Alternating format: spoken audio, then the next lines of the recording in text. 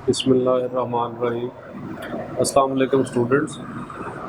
आज हम geometrical isomerism discuss करेंगे ऑक्टाहेड्रल कॉम्प्लेक्सेस के अंदर। तो उसके अंदर जौन जौन से केसेस अराइज होते हैं उनको हम देखते हैं। तो सबसे पहले हम यहाँ पे डिस्कस करेंगे कि सारे के सारे अगर लिगेंड्स हैं वो मोनोडेंटेट लिगेंड्स हैं। तो पहला केस जो हमारे पास अराइज होता है MA6। इस केस के अंदर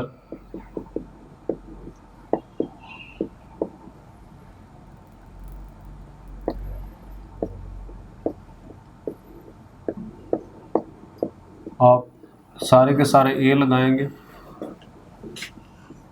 तो ज्योमेट्रिकल आइसोमर्स यहाँ पे 0 पैदा होंगे।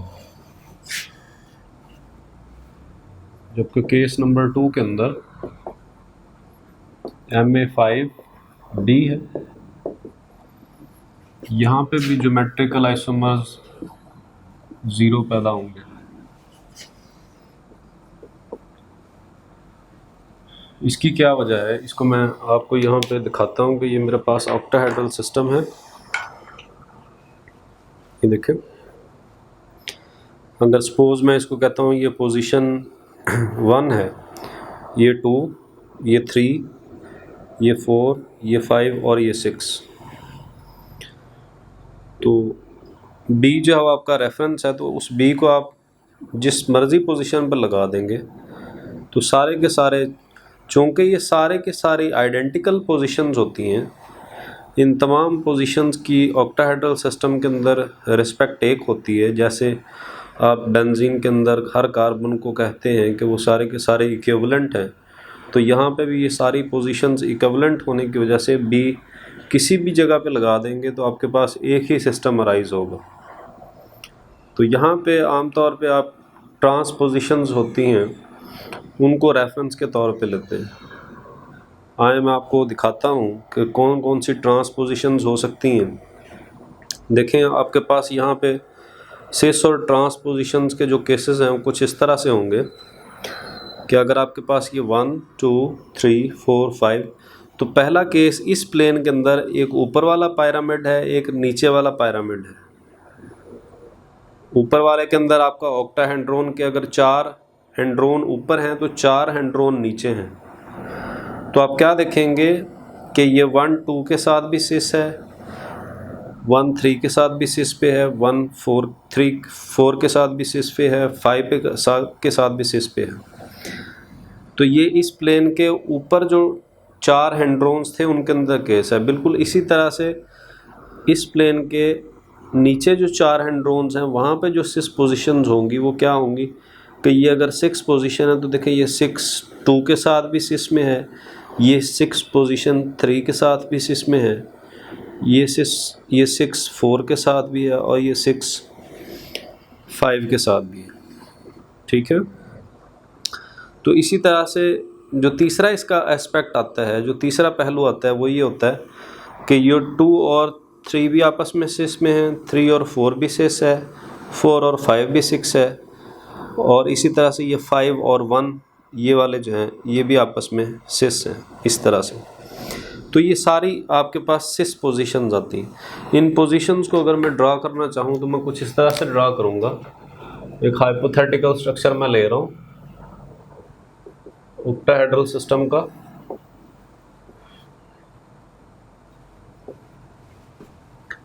ये 1 पोजीशन मैं ले लेता हूँ, इसको 2 कह देता हूँ, ये 3, ये 4, ये 5, ये बिल्कुल वैसी हैं जैसे आपकी बुक के अंदर डिस्कस उसने किए हुए हैं।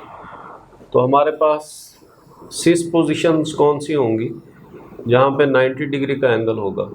तो 90 डिग्री आपके पास जो ऑक्टाहेड्रॉन के 4 हेड्रॉन्स 4 फेसेस ऊपर वाले प्लेन में हैं वो ये हैं, 1, 2 के साथ, 1, 3 के साथ, 1, 4 के साथ और 1, 5 के साथ। तो आपके पास 1 और 2 सिस पे हैं, तो देखिए 1 और 3 सिस पे हैं।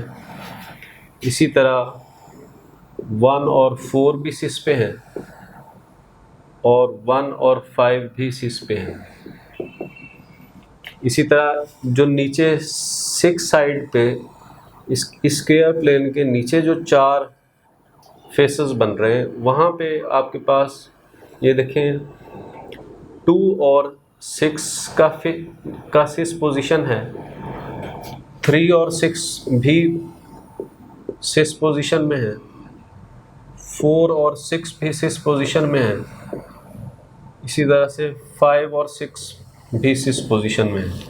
अब इसी स्क्वायर प्लेन के अंदर आपके पास थर्ड जो एस्पेक्ट है उसके अंदर क्या होगा, 2 और 3 भी सिस में होंगे, 3 और 4 भी सिस में होंगे, 4 और 5 भी सिस में होंगे, और इसी तरह से 2 और 5 भी सिस में होंगे। तो ये सारी की सारी आपके पास सिस पोजीशंस थी।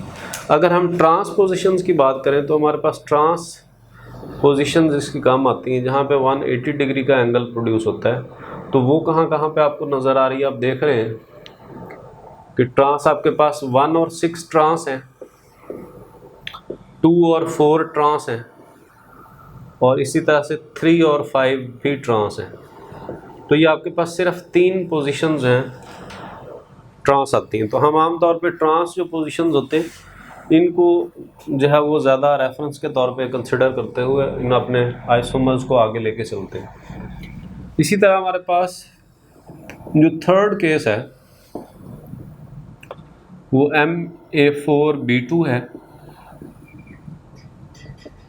इसके अंदर आपके पास ज्योमेट्रिक आइसोमर्स 2 पैदा होंगे। किस तरह से कि इसकी एग्जांपल आपकी बुक के अंदर दी हुई है, बी को जो है वो रेफरेंस के तौर पे ले लिया जाता है, ठीक है। आपकी बुक के अंदर उसने एग्जांपल दी है कि यहाँ पे अगर आप मेटल जो है क्रोमियम या कोबाल्ट को कंसिडर कर लें, कोबाल्ट 3 या क्रोमियम 3 आपके पास ये मेटल्स हों, ये भी 3 पोजीशन में होंगी, 3 ऑक्सीडेशन स्टेट में होगी, तो टेट्रामीन है और डाइक्लोरो है। तो इसकी सिस और ट्रांस कन्फिग्रेशन आपके पास आती है। तो देखें यहाँ पे B जो है आपका Cl2 के इक्वल है और A4 आपका अमोनिया है। तो आप सेंट्रल मेटल एटम लेके किसी को भी यहाँ पे, अगर मैं फ़र्ज़ किया यहाँ पे अमोनिया को ले लेता हूँ, इधर भी अमोनिया को ले लेता हूँ, और इसी तरह इधर भी अमोनिया को मैंने ले लिया, तो ये B2 के हिसाब से ये ट्रांस पोजीशन आपके पास आ रही है, ठीक है। ये ट्रांस आइसोमर है और इसका जो कलर होता है ये ग्रीन होता है। इसी तरह अगर आप इसको सिस पोजीशन पे ले लें, इस Cl को उठा के इन चारों में से किसी भी एक जगह पे प्लेस कर देंगे तो सिस पोजीशन बन जाएगी। तो सिस पोजीशन बनाने के लिए मैं दोबारा से ड्रा करता हूँ। तो देखिए मैं Cl को पोजीशन 2 पे ले आया हूँ और बाकी अमोनिया जो है उनको इधर, उस मॉलिक्यूल को इधर मैं लेके आ गया हूँ। तो मेरे पास ये सिस आइसोमर है इसका, और इसका कलर जो है वो वायलेट होता है। सेंट्रल मेटल एटम आप इन दोनों में से कोई भी यूज़ कर सकते हैं। आपके बुक के अंदर स्ट्रक्चर उसने 8 और 9 दिया हुआ है, उस 8 और 9 के हिसाब से उसने डिस्कशन दी है। आप इसको यहाँ से कंसिडर कर लीजिएगा, इसको देख लीजिएगा, इसको नोट कर लें, फिर मैं इसको रेज करना चाहूँगा। तो नेक्स्ट हमारे पास फोर्थ कंडीशन है जिसमें मेटल के साथ A4 है और BC है। BC चूँकि कम है, इनको मैं रेफरेंस के तौर पे ले लेता हूँ। तो यहाँ पे भी ज्योमेट्रिक आइसोमर्स 2 पैदा होंगे। एक बार B और C को मैं ट्रांस रख लूँगा और दूसरी बार इन दोनों को मैं सिस रख लूँगा, ठीक है। अगर मैं इनकी ज्योमेट्री ड्रा करना चाहूँ तो मैं कुछ इस तरह से ड्रा करूँगा। ये B और C को मैंने सिस रख लिया और दूसरा मैं ये B और C को ट्रांस रख रहा हूँ। बाकी सारे के सारे आप A4 जो है यहाँ पे प्लेस कर सकते हैं। ये देखिए मैंने इधर इनको प्लेस कर दिए रैंडमली। इस तरह से आपके पास ये एक सिस इसकी फॉर्म आ रही है और ये ट्रांसफॉर्म आ रही है बी और सी के हिसाब से। जबकि पांचवा केस अगर आप देखें तो पांचवें केस के अंदर metal A3 B3 case arise होता है। इस केस के अंदर आप मोनोडेंटेट और बाइडेंटेट लिगेंड्स दोनों को कंसिडर कर सकते हैं। अगर आप इनको मोनोडेंटेट लिगेंड्स के तौर पर कंसिडर करें तो इसकी मैं कुछ इस तरह से एक आइसोमर बनाऊंगा कि सपोज मैं इन 3A को यहाँ पे अटैच कर देता हूँ और B को यहाँ पे अटैच कर देता हूँ। तो आप ये देखें कि आपके पास इस ऑक्टाहेड्रॉन के एक तरफ एक फेस बन जाता है जिस फेस के 3 कॉर्नर्स हैं और उन तीनों कॉर्नर्स के ऊपर A ही मौजूद है। इसी तरह से आपके पास यहाँ पे भी सूरत हाल ऐसी है।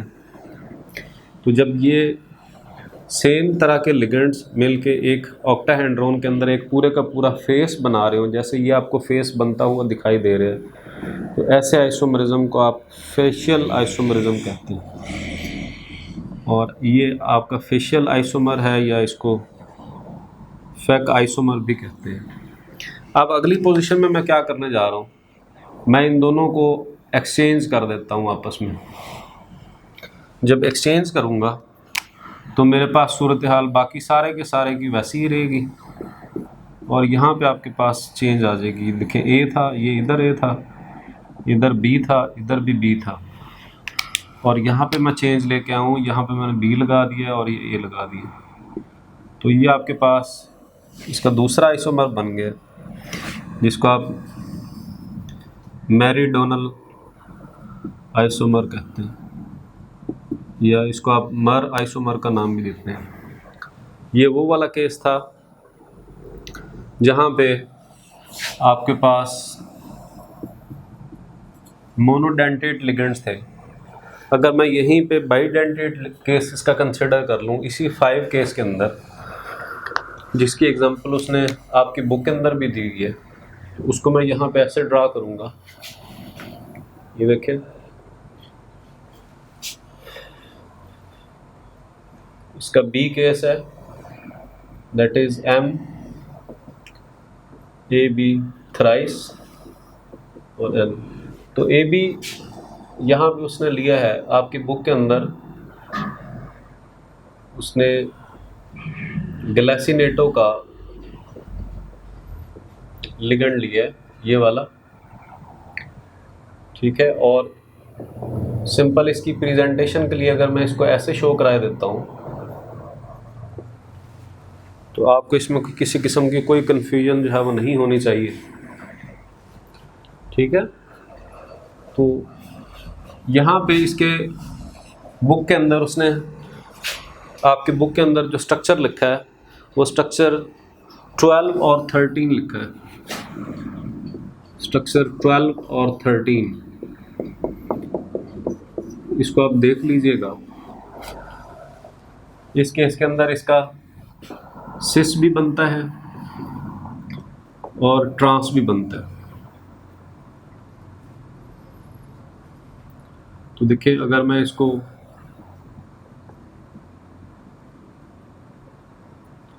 ऐसे लगा देता हूँ और इसको इसके साथ जोड़ देता हूँ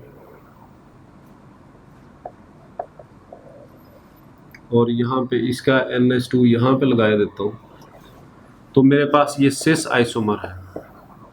अब आप सोच रहे होंगे ये कैसे है, तो 3D स्पेस के अंदर ऑक्टाहेड्रॉन लेके ये मैं आपको बताता हूँ कि ये कैसे आता है। ये देखें, आपके पास ये प्लेन जो बन रहा है, इस प्लेन के अंदर ये आपके पास 1 पोजीशन है, ये 2 है, ये 3 है, ये 4 है। 1, 3 और 4 पे आपको ऑक्सीजन नज़र आ रहा है, तो ये एक ऑक्टाहेड्रॉन यही वाला केस बन जाएगा जो आपको मैंने यहाँ पे दिखाया है, ये वाला केस बन जाएगा। ये मोनोडेंटेट केस के अंदर था और ये बाइडेंटेट केस है। अब मैं आपको स्ट्रक्चर यहाँ पे समझाना चाहूँ तो कुछ ऐसे है। कि देखें आपके पास ये 1 पोजीशन है, ये 2 है, ये 3 है, ये 4 है, ये 5 है और ये 6 है। तो अगर थोड़ी देर के लिए मैं ऐसे आपको कह देता हूँ कि देखें आपके पास, आपने कहा कि ये 1 पोजीशन पे, 3 पे और 4 पे, तो ये 1 है, ये 3 है और ये 4 है। तो ग्लासिनेटो का ऑक्सीजन एक यहाँ पे होगा, एक ऑक्सीजन यहाँ पे होगा, एक ऑक्सीजन यहाँ पे होगा, बाकी तीनों के साथ इनका कनेक्शन होगा। देखिए सपोज इस ऑक्सीजन का जो ग्लासिनेटो है वो इस स्ट्रक्चर के अकॉर्डिंग वो इसके साथ जुड़ा हुआ है। ये देखें NH2 इधर है, ऑक्सीजन इधर है, जबकि इसका ऑक्सीजन का बाकी रिमेनिंग जो लिगेंड का NH2 है वो इसके साथ जुड़ा हुआ है और इसके ऑक्सीजन का NH2 इसके साथ जुड़ा हुआ है। आप क्या देख रहे हैं कि ये 1, 3 और 4 पोजीशन पे ऑक्सीजन आ रहे हैं और ये यहाँ से अगर आप इमेजिनरी एक लाइन कंसिडर करें, ड्रा करें, तो आपको ये एक पूरे का पूरा एक फेस नज़र आ रहा है। ये वही वाला केस है जहाँ पे आपने ए रखा था। इस केस के अंदर फेशियल आइसोमर के अंदर कि आपके पास ये तीनों ए आपने यहाँ पे लगाए हुए थे, तो आपके पास ये एक पूरे का पूरा 3 कॉर्नर्ड फेस बन रहा था, जिस बुनियाद पे आप इसको फेशियल कह रहे थे। ऐसा ही केस यहाँ पे अराइज होता है। तो आप इन चारों ऑक्सीजन में से किसी एक की पोजीशन को चेंज कर दें, या NH2 को इधर ले जाए, या यहाँ पे केस उलट कर दें, या इधर कर दें, तो आपके पास दूसरा इसका ट्रांस आइसोमर कंसिडर हो जाता है। उसकी वजह क्या होती है? उसकी वजह ये होती है कि ये आपके पास ये एक पूरे ऑक्टाहेड्रॉन के अंदर जो एक ये फेस बना हुआ है, ट्राई कॉर्नर्ड फेस जो है, ये वायलेट हो जाता है, ये ख़त्म हो जाता है। ख़त्म होने की वजह से आपके पास जब तक ये है तो ये फेशियल आइसोमर है, जब ये ख़त्म हो जाता है तो फिर उसको आप ट्रांस का नाम दे देते हैं, सिंपल। ठीक है, तो आपके पास ये स्ट्रक्चर है। तो मैं इसका दूसरा जो आइसोमर बनाने जा रहा हूँ, वो दूसरा आइसोमर मैं कुछ इस तरह से बनाऊँगा। ये सेंट्रल मेटल एटम ले रहा हूँ मैं, ये ऑक्सीजन इसके साथ है और ये वाला ऑक्सीजन इसके साथ है, और इनकी पोजीशन को मैं चेंज कर देता हूँ। मैं क्या करता हूँ, यहाँ पे इस एक लिगेंड को इन्वर्ट कर देता हूँ। ये NH2 पहले 2 पोजीशन पे था, यहाँ पे ला के मैं इधर इसको इधर 3 पोजीशन पे कर देता हूँ। तो मैं यहाँ पे ऐसे कर देता हूँ, तो ये आपके पास ट्रांस आइसोमर बन जाता है, जिसके अंदर आपने ये बाइडेंटेट ग्लासिनेटो कॉम्प्लेक्स लिया है, और ये ट्राई ग्लासिनेटो कॉम्प्लेक्स है। मेटल यहाँ पे कोई भी हो सकती है, आपकी कोबाल्ट हो सकती है, क्रोमियम हो सकती है। ठीक है, इसको आप उतार लें, मैं फिर इसको रेज करना चाहूँगा। और छठा केस है हमारे पास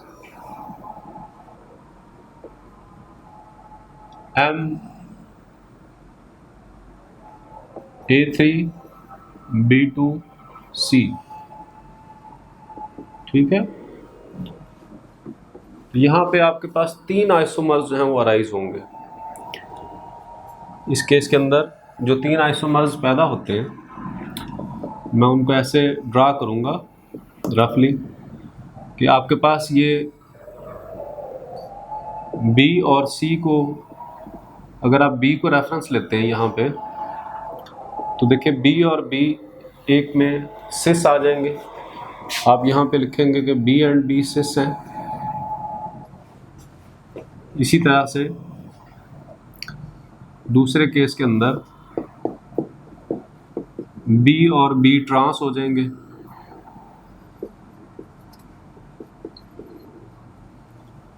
और तीसरे केस के अंदर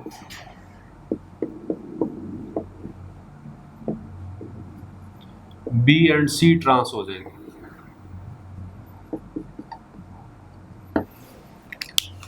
बाकी इस केस के अंदर ये 3 A और C जो बच रहे हैं, इनको आप रैंडमली प्लेस कर लें। यहाँ पे भी इस केस के अंदर भी आप इनको रैंडमली प्लेस कर लेंगे, तो आपके पास ये आइसोमर्स इनके अराइज हो जाएंगे।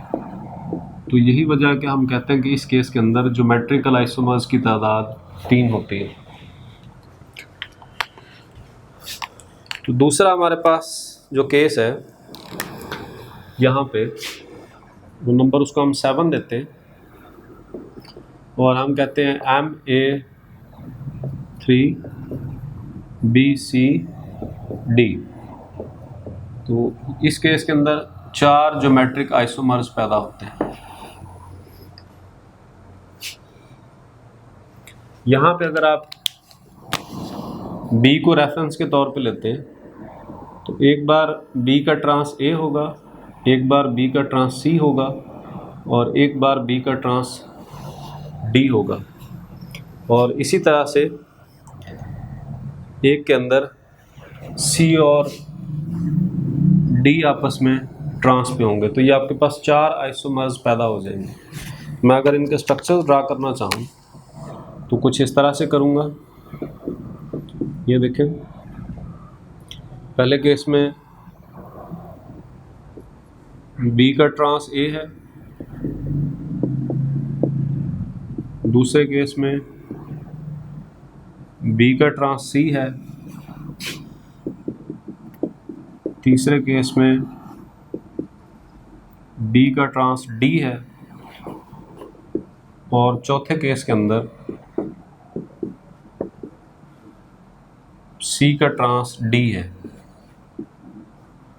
तो बाकी ये जो पोजीशंस हैं इन पे जो बचने वाले इस कोऑर्डिनेशन स्फीयर के अंदर लिगेंड्स होते हैं, आप इनको रैंडमली प्लेस करके आइसोमर्स हासिल कर लेंगे। तो ये आपके पास 4 आइसोमर्स अराइज हो जाते हैं। तो ये मेजर इनकी पोजीशंस हैं जिनको आपने याद रखना होता है। 8वां केस है हमारे पास MA2B2C2। तो यहाँ पे ज्योमेट्रिक आइसोमर्स हमें 4 पैदा हो रहे हैं। किस तरह से, अगर उनकी मैं ज्योमेट्री यहाँ पे ड्रा करना चाहूँ तो एक केस तो ये होगा कि A का ट्रांस A होगा, B का सिस B होगा, C का सिस C होगा। अब ये देख रहे हैं A का सिस A है, B का सिस B है, C का, ये आपके पास सिस आइसोमर है। दूसरे केस के अंदर आपका ट्रांस आइसोमर इसका पैदा होगा और उस ट्रांस आइसोमर के अंदर आप क्या देखेंगे,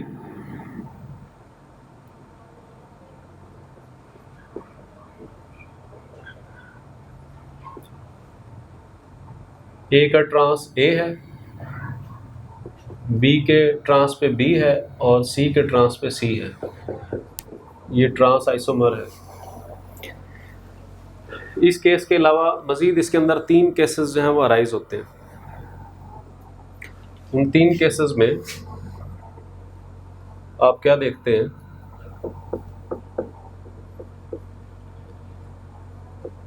A का ट्रांस A है,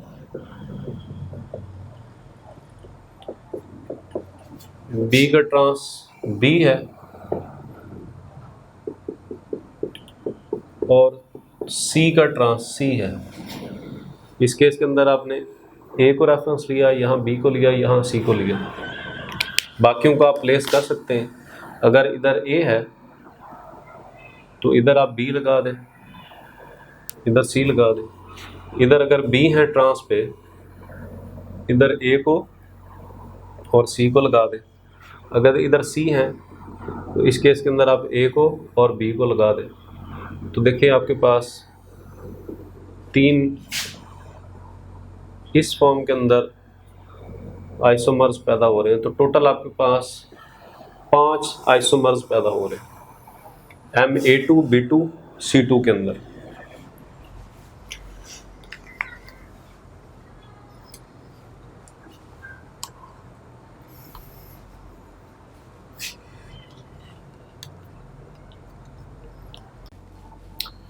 ये 9th केस है हमारे पास।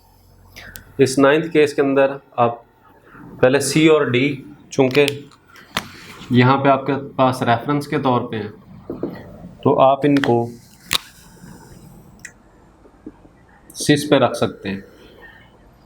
तो ये देखिए C और D है, ये सपोज A है और है, ये B और B का सिस है। इसी तरह नेक्स्ट के अंदर आप इनकी पोजीशन को अगर शफल कर देते हैं तो एक और सिस आइसोमर बन जाएगा। ये डी और ये सी। बाकी सारा देखें आपके पास स्ट्रक्चर एक जैसा है, आइसोमर उसका एक जैसा है।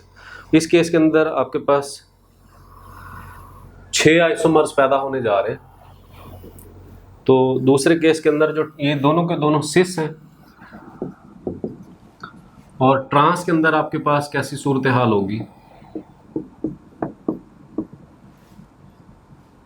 ए का ट्रांस है, बी का ट्रांस है, और सी डी का ट्रांस है। ये आपके पास ट्रांस आइसोमर पैदा हो रहा है।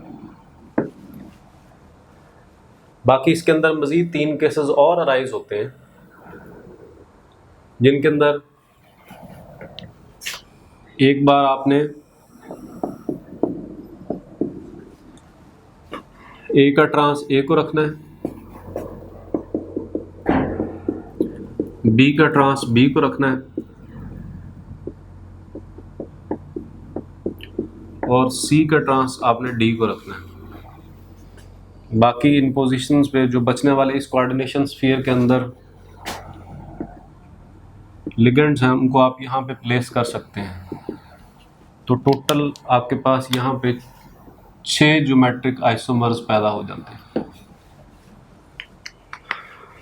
इसके बाद 10th हमारे पास केस है। 10th केस के अंदर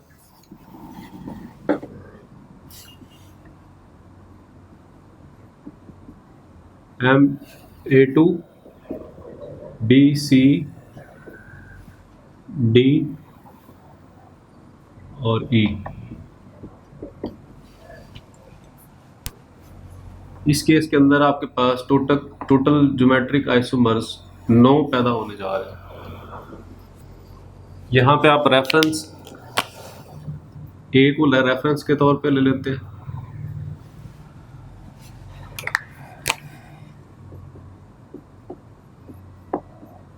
ये देखिए, आपने ए को रेफरेंस के तौर पे लिया तो आपके पास ये सिस आ गया,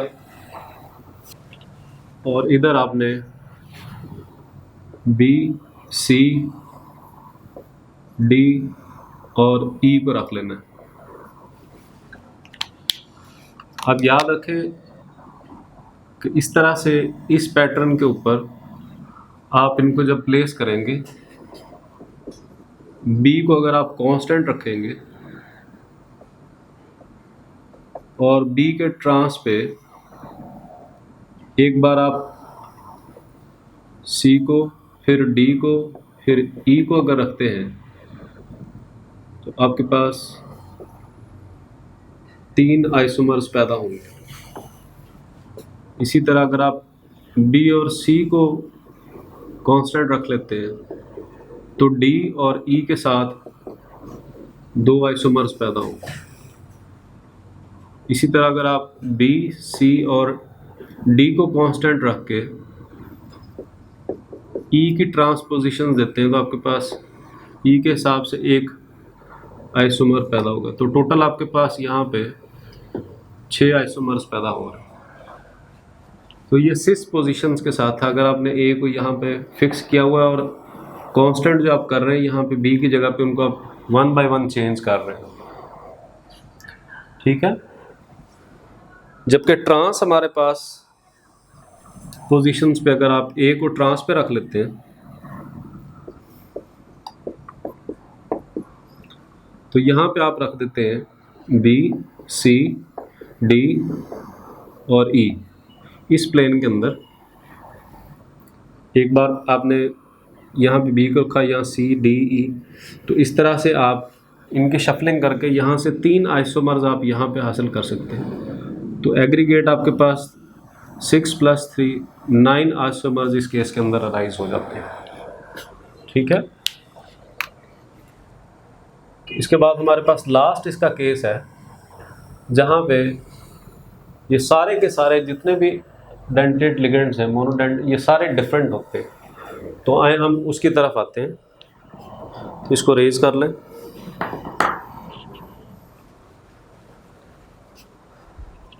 ये हमारे पास 11th केस है, जिसके अंदर A B C D E और एफ ये सारे के सारे डिफरेंट है। और इसके अंदर आपकी बुक के अंदर उसने बताया हुआ है 15 ज्योमेट्रिक आइसोमर्स पैदा होते हैं। और इसकी उसने जो मिसाल ली हुई है वो ये ली है, अमोनिया है,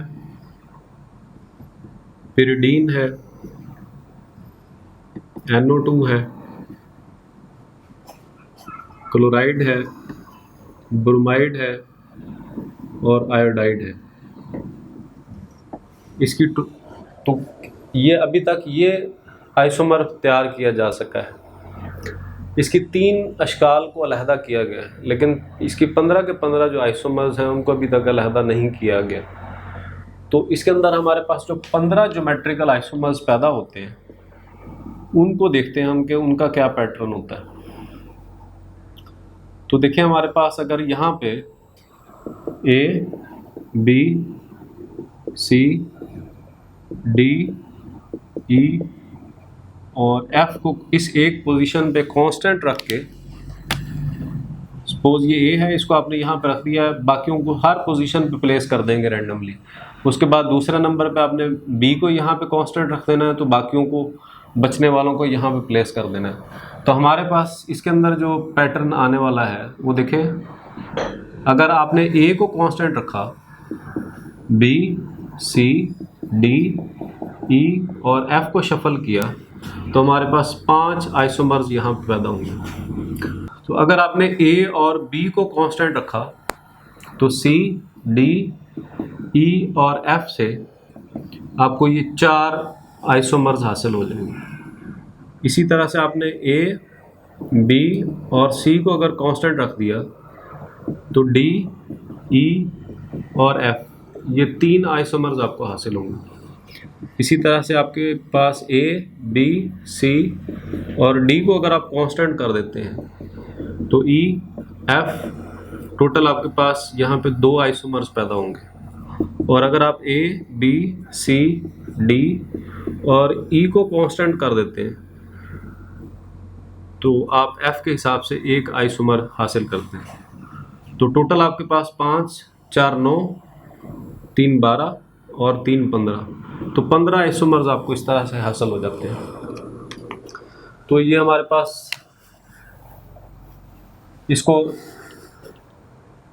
ये जो काम है ये प्रैक्टिस से आएगा, चूँकि बुक के अंदर उसने हमें लिखा हुआ है कि इस तरह का आइसोमर तैयार किया गया है और उसकी 15 जो हैं वो अशकाल हैं, 15 अरेंजमेंट्स हैं, तो लिहाजा इसको भी हमें कंसिडर करना होगा। तो इंशाल्लाह नेक्स्ट के अंदर हम देखेंगे ऑप्टिकल आइसोमरिज्म के बारे में। Thank you very much.